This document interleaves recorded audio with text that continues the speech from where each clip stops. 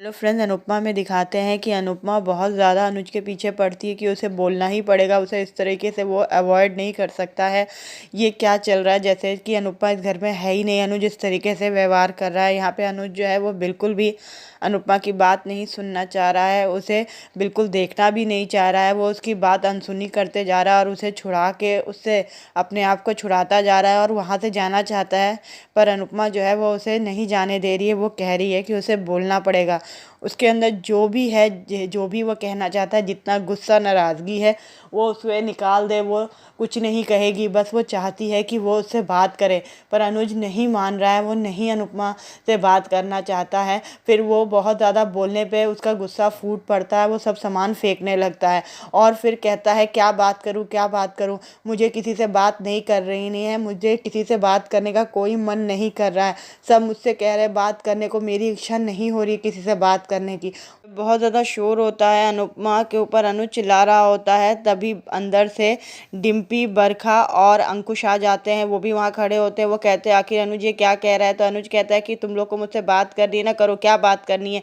जब मैं कह रहा हूँ कि मेरी बेटी गई है, मुझसे बर्दाश्त नहीं हो रहा है, मुझे किसी से नहीं बात करनी, तो क्यों नहीं सुन रहे हो।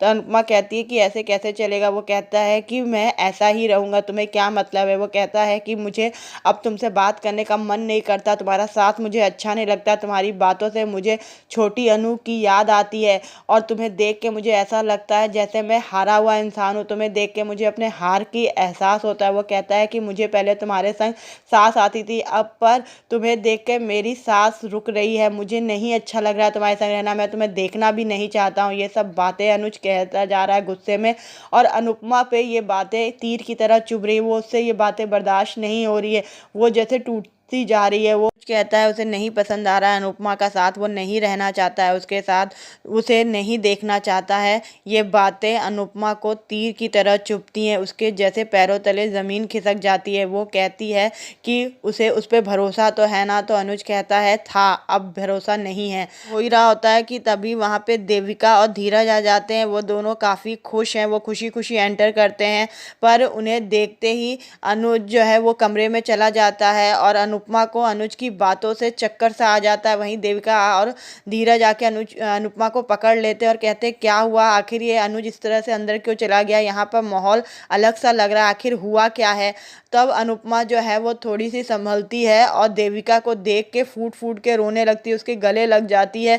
वो अपने आप को संभाल ही नहीं पा रही है क्योंकि उसके इमोशंस और अनुज की बातें उस पर काफ़ी ज़्यादा भारी पड़ चुकी हैं। वो अपने आप को संभाल नहीं पा रही है। वो देविका को देख के जैसे टूट सी गई है। ये बात धीरज भी देखता है। उसके बाद वो अनुज से बात करने के लिए उसके कमरे में जाता है। देविका भी अनुपमा को लेके उसके कमरे में आ जाती है। फिर देविका को बातें पता चलती तो वो कहती है कि इस माया की हिम्मत कैसे हुई छोटी अनु को ले जाने की। मैं अगर यहाँ होती तो उसे बिल्कुल भी छोटी अनु को नहीं ले जाने देती। वो कहती है अनुपमा तुम इतनी अच्छी क्यों हो।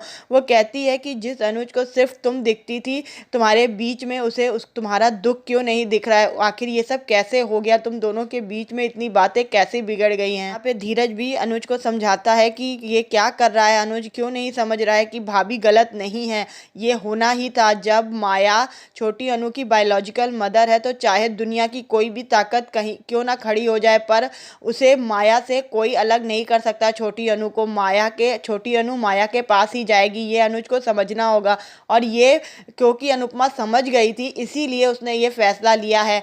पर ये बात अनुज नहीं समझ रहा है। वो कह रहा है कि मुझे किसी का लेक्चर नहीं सुनना है, मुझे तुम भी लेक्चर मत दो। वो अपने दोस्त को कह रहा है, उसका दोस्त उसे पकड़ लेता है, गले से लगा के कहता है कि तुझे जो करना है लड़ना है लड़, जो करना है कर, मैं तुझे नहीं छोड़ूंगा। और वो कहता है कि तुम्हें समझना होगा कि अनुपमा गलत नहीं है। अनुपमा काफ़ी ज़्यादा रो रही होती, काफ़ी दुखी है। वो कहती है अपनी दोस्त देविका को कि वो कुछ करे, वो उसे समझ नहीं आ रहा है वो अनुज को कैसे संभाले। वो बहुत ज़्यादा परेशान है अनुज को लेके। वो कहती है कि वो प्लीज़ कुछ करे वरना पता नहीं क्या हो जाएगा। यहाँ देविका अनुपमा को चुप कराती है। यहाँ पे उसका दोस्त धीरज जो है वो अनुज को समझाने की पूरी कोशिश कोशिश कर रहा है, पर अनुज जो है वो सुनना ही नहीं चाह रहा है। देविका भी कहती है कि ये बात बिल्कुल अच्छी नहीं लग रही है मुझे। यहाँ पे कहती है कि हम लोग तो तुम्हें खुशखबरी देने आए थे। तो अनुपमा कहती है कैसी खुशखबरी? तो वो कहती है कि मैं और धीरज शादी करने का फैसला किया है तुम दोनों को देख कर, पर तुम दोनों को इस तरह देख के अब मुझे डर लग रहा है। अनुपमा कहती है नहीं नहीं तुम ऐसा मत बोलो। देविका और धीरज समझा पाएंगे अनुज को कि वो समझ जाए कि छोटी अनु के जाने का दोष जो वो अनुपमा पे लगा रहा है वो गलत है? क्या अनुज समझ पाएगा अनुपमा को कि उसने जो किया वो गलत नहीं है? उसकी छोटी अनु के लिए ही उसने ये सब किया है कि ताकि उसे दुख ना हो, वो खुश रहे। तो आगे क्या होगा? Thank you friends.